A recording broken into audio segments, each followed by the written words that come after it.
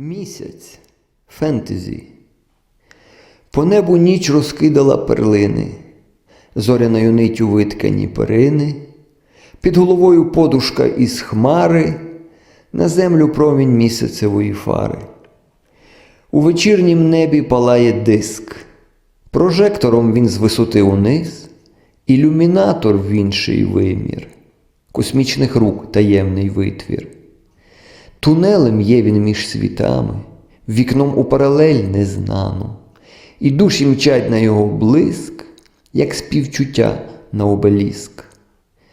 Іде кіно на полотні ночі, коли земля закриє очі. Унизу занавіска на антракт, на сцені неба перший акт.